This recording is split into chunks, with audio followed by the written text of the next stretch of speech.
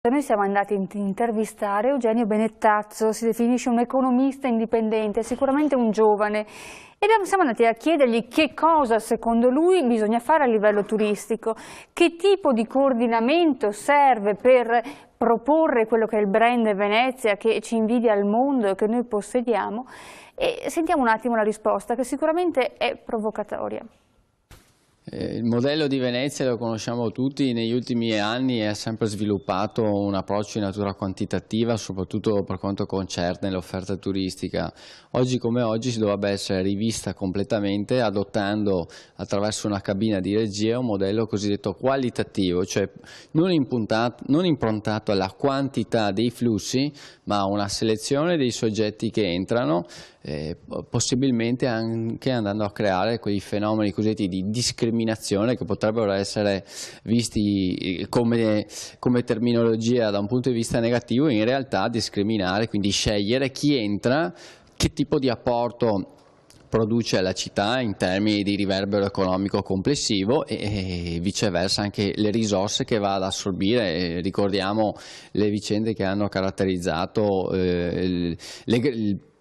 il processo pubblico e le grandi navi che entrano in laguna, scaricano i turisti, quindi c'è un impatto di natura ambientale, c'è un impatto di natura economica che non può assolutamente essere in questo momento gestito con le varie forze che sono in campo, che hanno conflittualità per ovvie ragioni di interesse economico fra di loro contrastanti. Solo con un unico soggetto in grado di coordinare tutta l'offerta, il potenziale, le risorse che ha il comprensorio turistico di Venezia, quindi un'unica cabina di regia a cui vengono assegnate lo sfruttamento, la fruibilità di tutte le risorse che caratterizzano l'area, sarebbe possibile rivalorizzare e riqualificare completamente l'offerta turistica. È chiaro che questo tipo di messaggio, questo tipo di soluzione al momento attuale è assolutamente non condivisibile dalle parti che veicolano le caratteristiche strutturali del comprensorio veneziano, e per questo dovrebbe essere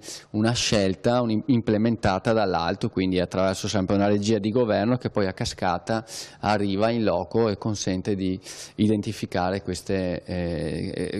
appeal, queste nuove caratteristiche. Il mio personale parere: Venezia non dovrebbe essere gestita dagli italiani, tantomeno dai veneziani,